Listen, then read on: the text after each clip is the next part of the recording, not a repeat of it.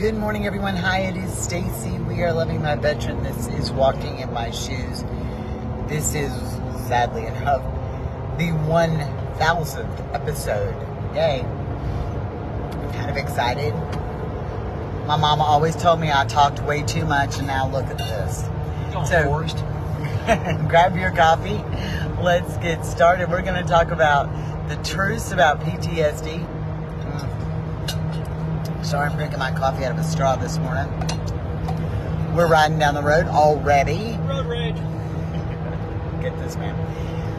The reason I decided to pick the topic, the truths about PTSD, is that's why we kind of formed this. It was about PTSD and the struggles we had living with a veteran with PTSD and not having support.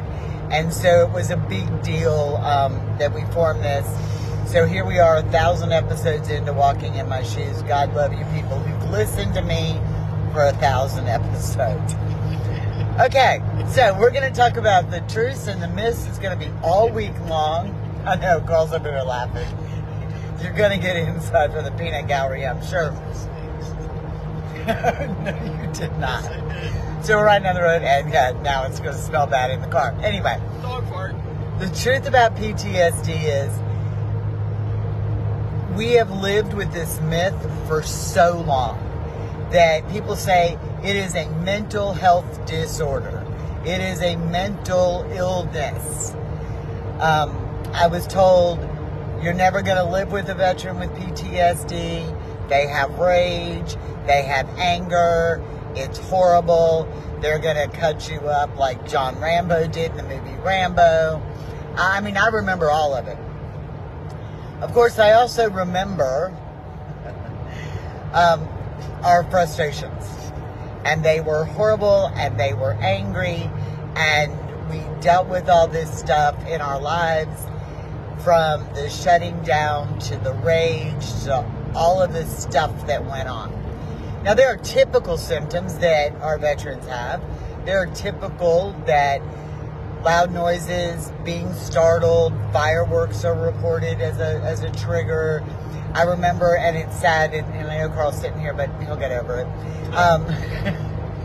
It was sad, but we were at a car place, and we were outside talking to the dealers, and I guess I'd walked in, and there was another veteran standing out there, and a vehicle's tire blew. And so both of them literally hit the ground. We hit the deck. They hit the deck. And it was sad because they were both very embarrassed afterwards. But it was just that noise that kind of upset them both into this place. And so, that is the true trigger behind the PTSD. That triggered moment. And so we see it differently sometimes, but they also see it. They know they have it. They know that they get embarrassed by it. There have been times that you've gotten triggered, that he's gotten triggered, and he just comes back and says, it's embarrassing. And I don't think we always see it that way. We see it as we're embarrassed, or don't act this way, don't do this. So we get those moments too. So now that research has been done into PTSD, which makes me really excited that somebody is not saying, oh, they're mentally ill, they are sick, they are crazy, and we're doing real research. The truth is they are now proving that PTSD is caused by a problem with the amygdala. For those of you that don't know this, and I'm going to give you the brief, longer version, we are all of us have a fight or flight instinct. Every person has it, animals have it, and it is an automatic response, which is hard for people to understand. So you'll get this thing that people will say to you, well, they just need to learn to turn it off. They just need to find a way to stop it. They've just got to be able to turn this off. How many of you have been in a situation where you talk to your family or friends or whatever, and they're like, they don't need to deal with that. They need to be able to turn it off. You don't turn it off. PTSD, when it is a trigger of fight or flight, is an automatic system. It happens automatically in their brains. And it is regulated from a very little almond-shaped thing, and it kind of sits back in here in your brain. And so when you perceive threat, so this threat can be real, you can be watching it happen, or you can feel the threat coming, this perception of threat. When you have a perceived threat, your brain sends a signal to the amygdala to cause fight or flight.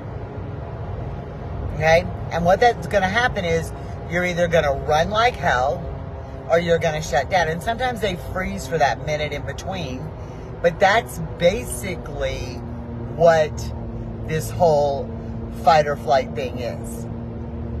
So when you're going through this and fight or flight creates some responses in the body, you have to be able to understand that. We've often heard spouses, friends, family members talk about their veteran is in a spot and they're eerie looking because the pupils of their eyes are black. That is true. It's caused by fight or flight. So when your brain sends this little chemical neurotransmitter to your amygdala that there's a threat, whether real or perceived, it causes your pupils to dilate. Hence the black eye look. It also causes increased heart rate, high blood pressure. How many of your veterans have high blood pressure that is uncontrolled? So even if they have, what is yours, like 270 over 120? Even if they take medications. Even if you're taking medications, a lot of times you'll find that blood pressure does not regulate down. And that's because in fight or flight, even if you're on controlled blood pressure or medicine, or you have controlled blood pressure, your blood pressure still goes up. There's no way around it. About 190 over 110. It happens. So you have to understand that. Their respirations will go up. And it is really common when you're looking at your veteran to see if they're in a space. It is one of the easiest things to do is see if they are going through what they call controlled breathing exercises. They'll take a deep breath to try to regulate their breathing. They do this because of training. Okay, so what happens is if you're breathing 95 times a minute, you're not getting a good oxygen carbon monoxide exchange. So when you breathe out, all the crap goes out and you breathe in oxygen, and it causes things like lightheadedness, and it goes on in the normal world. Maybe you're going to have to pull over because we'll lose signal in a minute. I got it, sorry. But what happens is in a veteran who was taught to shoot, and they all have to qualify, right? They learn to control their breathing. How accurate are you going to be if you're breathing all over the place? So these are signs and symptoms when people say, well, how do I know? How do I see it coming? How does this? Now that you're aware of some of these things, the blackened eyes, the dilated pupils, again, we go through that. So you have the dilated pupils. You have the increase in blood pressure. A lot of times they will become, sorry y'all, they will become very flushed. Their skin just changes and they become flushed in their coloring. They take that deep breath. Their heart rate goes up. These are automatic symptoms. They happen to every single one of us when we are also in fight or flight. So it happens. It's normal. And it is something they cannot control. It's automatic. So you'll get these people who say, oh, they just need to control it. They need to turn it off. They need to do that. So when they are like this, they become anxious. Why? Because they're thinking something bad is going to happen. They start looking around and thinking about every perceived thing. I can remember times when he was triggered and like if a car rode down the road, even if it was the neighbor's car, who is that? What are they doing? Right? It becomes almost a paranoia type thing. And so we had to learn to live with this. And I didn't know what it was. I was like, this is dumb. This isn't making sense. And so my answer, like I think most people's answer, because this is what we've all been told, is they need to go to therapy. They need to get medicine. You need to go get them on some medicine. You need them to go to therapy. They can fix it. And I love that. They can fix it. Is there a way to control it? Yes. And we're going to talk about that later. But I remember thinking, I was like, you need to go get help, right? So I was blowing up over this until I sat down and I really started to look at it. Emory University is one of the top places that have started to really do good PTSD research. So now that we know what the signs and symptoms are, there's another part of your brain called the hippocampus, which sits right behind the little almond-shaped thing. So I like to call it like the nuts and the hippo there. It was so much easier to remember. So the little hippocampus sitting back there sends another signal to your brain to tell you, one, the threat is over, or two, it is not real. And that's what causes us to go back to normal. And I've always used this analogy because I think most of us can relate to it. You know when you get in that little fender bender wreck, or you've ever been in a car wreck, and you immediately panic, like it could be in the parking lot and you're worried about, are your kids okay? Is your car okay? Are you okay? And you're panicking and you're breathing fast. Your increased breath. You can see that you're getting flushed. Your heart rate goes up. All that you can feel, that anxiousness all goes up.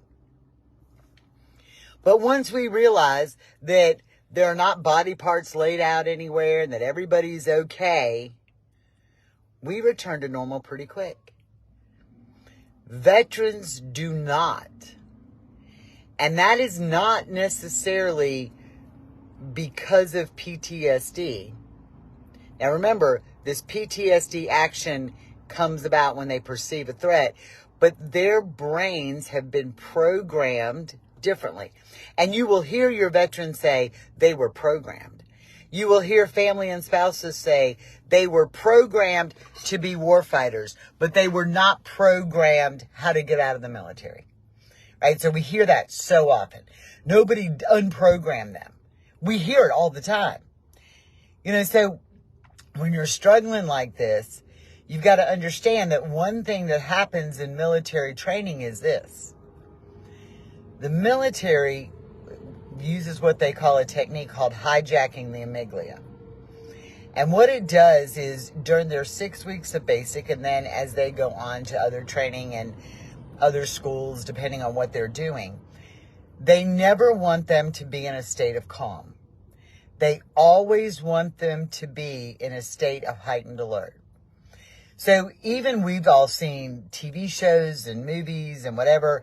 And I asked Carl one day, I said, how much of this is real? And he said, well, it's a lot of drama on TV. It was a lot more real when we were there. He said, this is the toned down version. They'd almost get asleep. They wake them up. They'd almost get calmed down. They'd wake them up.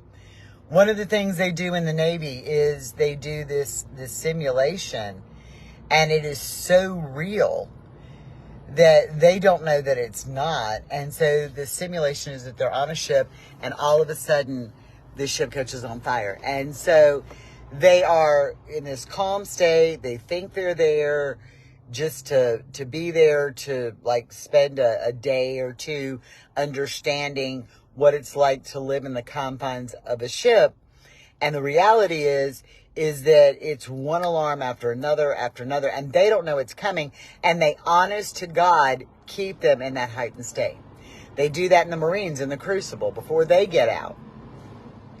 They want them to stay in a state of this heightened awareness, and always in a state that there's an impending threat. So your amygdala now becomes overactive, and it just processes things in this heightened state of awareness. Have y'all ever noticed when they go somewhere, they look at everything, like their eyes, it's almost like typewriter eyes, right? So they're looking around and they're kind of making analogies. And you can talk to them when they're in that state and they don't respond because they've tuned you out intentionally, not by conscious choice, but because of fight or flight. So in this PTSD mode, they're not listening to you. They're stuck in this PTSD. There is danger coming. So that part of your brain is overactive in the military. And the hippocampus, because it's not used as often, is less active. Now, here's an interesting fact that people don't realize, and that, again, you hear therapists and you hear people in the old school theory talk about, well, they need to learn to get rid of these feelings and get rid of these memories and get rid of whatever. Think of your hippocampus, when we're talking about memories, as the desktop on your computer. All right, look, y'all, everything is stored on my desktop. Everything. Carl gets so mad at me.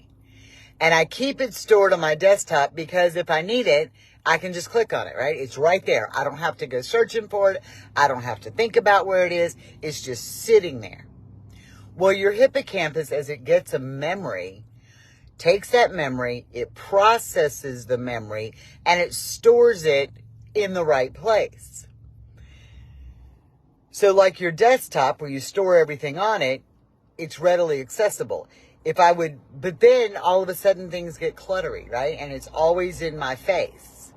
So what's happening is that memories are getting stored incorrectly. They're staying in the hippocampus. So at this point, your veteran, when they're triggered and they have memories, flashbacks, sight, sound, smells, actions, feelings, temperature, all of that, this memory now becomes very real to them. Why? Because the memory is not stored where it belongs.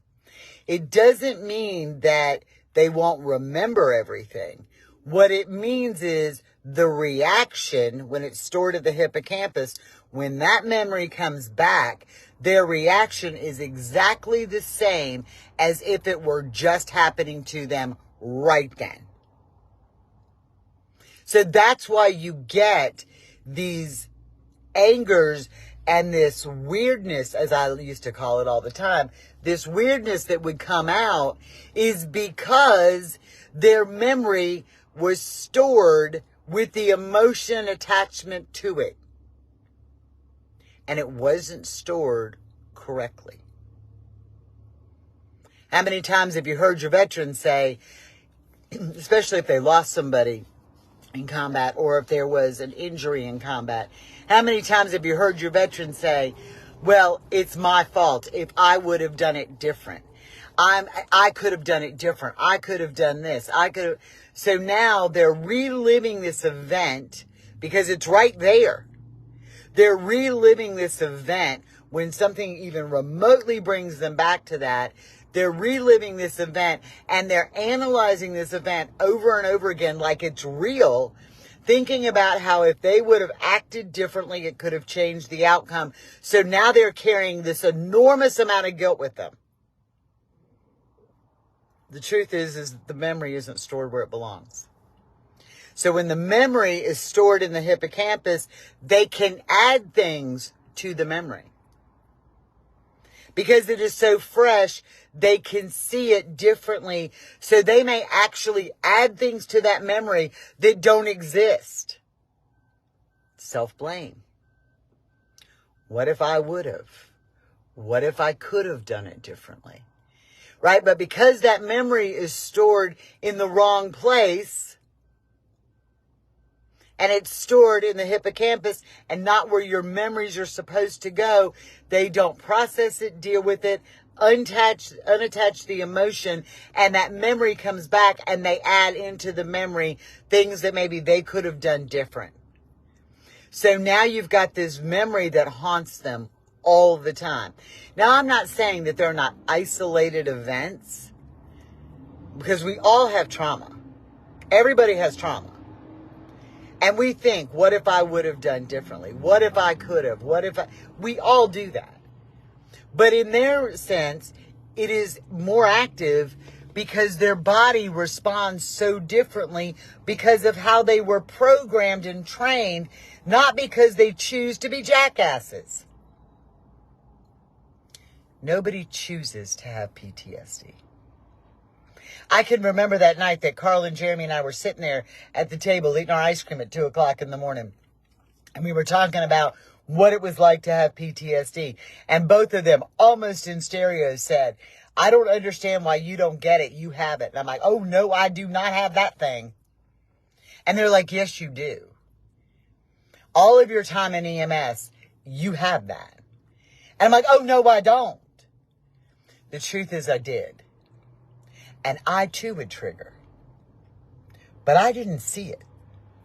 See, we think that our veterans are supposed to see it. We think that our veterans are supposed to understand it as it's happening. They don't, because it's real at the time. It's automatic at the time. How many times have we'll see these occasional great news stories where like there's a car sitting on the train track, right? And the train's coming and like 4 guys jump out of their vehicle and move an entire truck, right? We've seen that. We've seen that. They're not thinking about it. They don't sit in their car and go, oh, I could go move that. There's no way I could do that. They act. They act upon that. Right? So they see the emergency and they just act. And it comes from so many things, like body parts shut down to direct their energy to where it needs to go in that moment. A lot of times, another huge sign that your veteran is stuck in this PTSD cycle is it actually shuts down digestive issues, right? So your body puts the blood and the oxygen where it needs to go, to your big muscles, because obviously if you're going to run like hell, you got to have oxygen in your big muscles, like your thighs and all, your biceps, triceps, upper arms, so that you can fight if you need to. And it takes it away from the less important stuff. Digestion happens to be one of them. So you'll go through these periods. So when you talk about the truth behind it, you've got to understand that it is not necessarily crazy. It is not always mental. And so what we're doing is we are sitting here and we're getting ourselves, and we're taking a lot of their actions personally, and we're getting ourselves very uptight over stuff that we take personally, and we're like, they need to learn to shut it off. They've got to get over it. We take it personally. I can't tell you how many times I took his rage and anger personally. I couldn't tell you how many times he was an ass and I would say something about it and he'd go, I never said that. Y'all live through the I never said that syndrome. I don't remember that. I never said that. That never happened. Why? Because they don't know that it did necessarily. Because in that memory that was triggered, you weren't part of that memory. You weren't part of that memory. They are responding. They are responding to the memory. They are responding to the memory. You were not in that memory. You were not there during that event. So when they are triggered, and when I mean triggered, exactly the signs and symptoms I was telling you guys about. The darkened eyes, the looking, right? the breathing, the increased blood pressure. That is in response to a memory. You were not part of the memory. Your conversation, why they were triggered, was not part of the memory. So when they say, I don't recall, I didn't say that, they want to argue with you, you've got to understand the reality of what really happened. What is PTSD? Now, they also have selective hearing. There's other things too, and we're not going to get into all the other things. There are other things that also play into this. Your brain is a very powerful thing. So, you've got a TBI that may be going on, which PTSD is more an acquired brain injury, where TBI is a traumatic brain injury. And then you have an innoxious brain injury that comes from toxins, or an acquired brain injury. Either one of those two terms work on. Okay? So here's the key to this. And they do say a lot. They say, well, you must have been right, I was wrong. Or it's this give in and not fight. So let me tell you the keys to surviving this. 1, we have to stop using PTSD as the scapegoat. We have to know the signs and symptoms of a PTSD moment. Their body language will change, the positioning of their even if it's slightly. Y'all really start paying attention. Eyes, pupils get dilated. They may not be completely black, but they will get dilated. The color of Carl's eyes change when it happens. And it's because they're getting dilated some and more light's getting in, so they sparkle a different blue. So the color of their eyes will change. Their body language changes. Look for almost like a bulking up of the muscle. So with him, he rolled his shoulders and you could just kind of see it. And you could actually see how the muscles were changing. The legs were changing and the way they acted. They became very focused, or not focused on the rest of the world, just what was in their bubble. Sometimes it's playing a game. Y'all do understand that playing a game helps calm the movie. All right, it's instinctive. So you need to start looking at, hey, when they're in this space, am I watching body language changes? Am I watching for increased heart rate? Is their skin getting slightly flushed? Is there tics? They all have them. We all have them. Every person has them. When they are in a state of PTSD moment, you absolutely, positively are wasting your breath to try to talk to them. You are completely and totally wasting your breath to try to talk to them. The reason is they have tuned you out. Because this is what happens. Just wait a minute. This is what happens. When you try to have a conversation, when they're in a triggered state, and they don't remember what you said, and then you go back in, and you're like, well, you said this, and I told you this, and aren't you paying attention? And didn't you learn this, and didn't you learn that, right? And then you're going to argue, and then they're going to say, well, all right, whatever, you must be right. You're always right. I'm always wrong. Or they say, it's always my fault. Or they say, I just don't remember this. You can't make them remember something because you weren't part of that memory, of the initial memory. Let it go. You can talk about issues.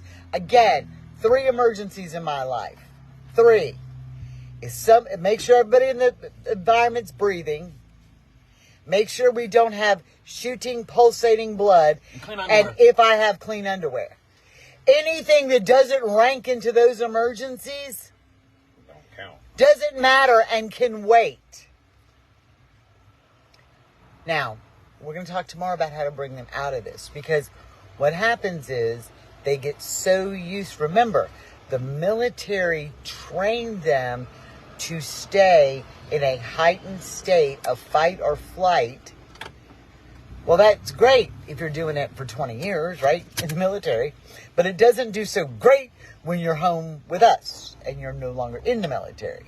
We don't want you in fight or flight the entire rest of my relationship. That is not good for me. It is not good for him. It is damn sure not good for us. And tomorrow we're going to talk about how do you start to bring them out of it? Because your actions are going to help bring them out of it. You know, people say, well, I can't fix them. You're right, you can't fix them. But you don't need to fuel the fire. Which could make them worse. And what we're doing is we're fueling the fire. And I'm going to talk about the actions we can take that help bring them out. How to refocus them. It's not that you're fixing them. It's not that they're changing that. It's not that you're doing anything. It's that you're going to change the way you act, which in turn to their reaction, which will in turn change the way they react. And Jen says that she's learned a lot of the signs and body language, and when this happens, she just walks away because it'll get ugly. It would in our house too. But I promise you this, Jen, when you do it, they're coming out of it quicker. They're coming out of it quicker. And you slowly start to have more good moments than you have bad. Now, granted, the world events and anniversary dates and all that play into it, and we'll talk about that later this week. But as you start to change your reaction to their actions, you are going to see the changes, and they start small, and then all of a sudden you wake up and you're like, holy crap, what happened? It's really hard for me to think back 4 years ago and think about where we were versus where we are. It's like, oh my God, did we really live this? We both talked about that. Did we really live this? So, education is key. You have to start understanding what PTSD really is. So now you can react to PTSD or not react. What you're using it as a scapegoat for, because we do. What they're using it as a scapegoat for, because they do. Once you understand that, your relationship will definitely start to change. You will definitely get better at what you're doing. Your whole environment will change. You mentally will feel better. Because remember, again, do not take it personally when they are triggered. You weren't in that memory. When you understand that, it's easy for people to say, oh, just don't take it personally. It's not easy. But when you understand why that you don't need to take it personally, it'll make sense. And it makes it easier not to take it personally. So with that said, y'all, we are on the way to see the grandbaby today. So excited. Haven't seen her in a while. We are on our way to go see her. I want everybody to have a blessed day. Thank you guys for being here, supporting us, getting us through this. I guess I matched up to what my mama said. You're going to talk forever. Forever. And my high school senior superlative was talks the most. So I just lived up to that. 1,000 of these we have done. If you can't go back into the Loving My Veteran main Facebook page, you want a topic, it is there. It is there. Not sure if they're all labeled. They're probably not all labeled. You're going to have to work through it. But Sarah Kim is working on that as we're getting it all ready to go to Rumble. I want everybody to have a blessed day. I'm Stacy. This has been Walking in My Shoes. We are Loving My Veteran. I love mine today, every day, and always. If this video touched you, share it with people. Share it in other groups. Go to the website, lovingmyveteran.com. More coming out. I know that Stacy is working really hard on Melphaquin as well. Have a good one, y'all. Bye.